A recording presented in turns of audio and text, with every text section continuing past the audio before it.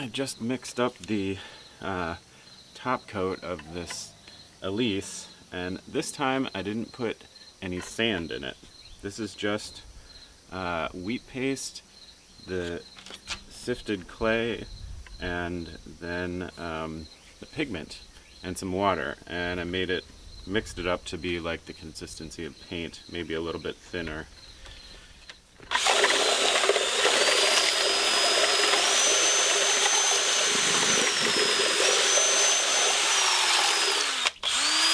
And I got it pretty well mixed up, and now we're just ready to go over and put this coat on over our base coat. And I did a little bit in the red pigment yesterday, and this is the yellow. Seemed to work pretty well. We'll have to go see what it looks like. So this here is what the red ochre looks like with the second coat on. I think it looks pretty good. I was kind of expecting it to be not a deep red because it is mixed with clay and with sand. So I think that's sort of what you're gonna get inevitably when you do an Elise, is sort of a whatever your clay color is mixed with your pigment. So it's definitely like a browner red than I would expect, but I still think it looks great. I think it's a natural just pigmenting of your clay color. And I still haven't done the yellow here, so we're going to do that today, and then we'll see a deeper color and a deeper contrast, I think. So we're about to get started on applying that second coat, and you just want to make sure that the first coat is fully dry before you put the second coat on. You are going to want to spray it down with water though. The thing about the wheat paste in the Elise is that it's sort of like Elmer's glue. It will bind everything together, and then when it dries, it's sort of like dried glue. So when you add the water to it, it's not going to just like come off again. When you mix up these Elise paints, you want to make sure that you use them right away, because if you let them sit around, especially unrefrigerated, the wheat paste is sort of going to make it go rancid, and the properties that the wheat paste has of binding are going to be lost if you wait too long. So that's the thing why I mix this stuff up, and I try to apply it all so that I finish the batch that I've got. I don't let it sit overnight. I have put some in my fridge, and I'm hoping that that's not a big problem, but I put it in the fridge overnight just so that it wouldn't go bad.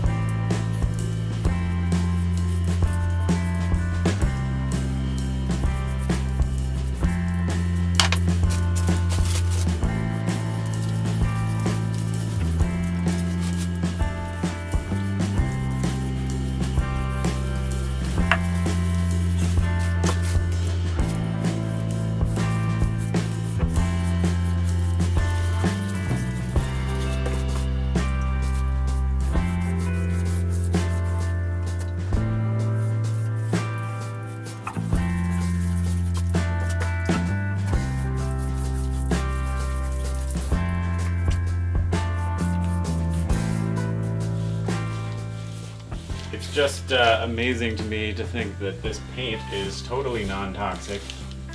It's so beautiful.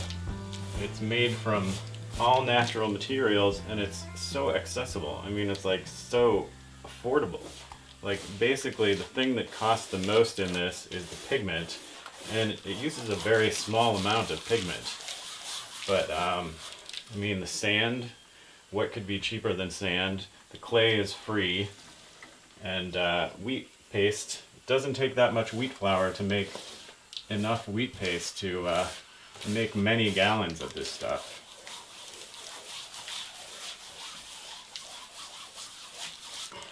So in every way, it's positive. And it's durable, you know, it'll hold up. This will hold up for a really long time inside. And there are other options for finishes on this. Like what I can do after I put this second coat on is either melt some beeswax and put it on and then polish it, or use linseed oil to make it even more durable. And you could do this as an exterior on earthen plaster and then treat it with linseed oil to give it some durability to hold up in the weather. Probably will still need to be, you know, refinished every once in a while, but you just think of all the toxins, right, in paint that's sold commercially, and there's really no competition for this stuff. I mean, this stuff has so many positive attributes. Another thing about this clay Elise is that it just makes your walls look like you live in a cave or something supernatural, you know, not supernatural, but super natural, very natural. And that's such a great feel. Although, unlike a cave, it's not dark in here because I have the windows. But it still has that amazingly natural feel, and it's pigmented. And you don't have to do a solid block of color. Like, you can use this finish coat, and I actually found that when I used the red ochre on top of the yellow, that it didn't really get orange. It pretty much covered up the yellow base coat. So you could use a paintbrush, like a thin paintbrush, and just draw any kind of design on that you want. As long as you're careful, you could make this much more interesting than just solid color. Alright, so the Elise on Wisteria is done. It hasn't completely dried because I just finished. It'll look better once it's fully dried. But just looks so much better than it did before.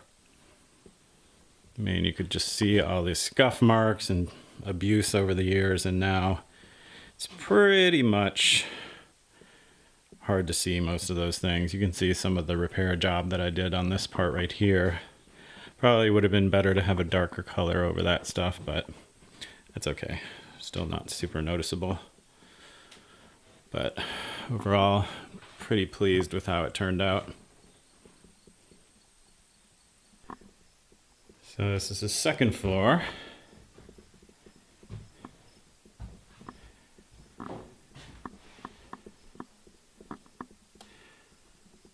I don't know, I think I liked the way that the second floor turned out better with the design work.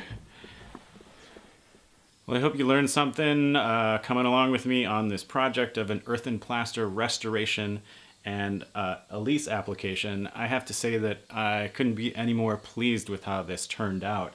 I mean, it's just shocking to me that it looks so good. And this place has been completely transformed from kind of looking junky and from the wear and tear of many tenants over many years to now looking completely transformed, and it just looks so aesthetically beautiful. Like, people that walk in here now are gonna be like amazed instead of kind of grossed out. So yeah, I'm happy with it, and I hope it holds up in time.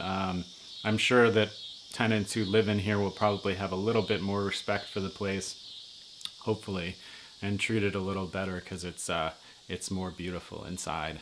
You know, there's many great things about this Elise paint, but you know, one of the great things about it is you don't have to put it on earthen plaster. You can put it on drywall. You can put it in a lot of different interior applications, as long as the surface is porous. So I'd recommend you try it. As a great non-toxic, like totally biodegradable, made from natural materials paint.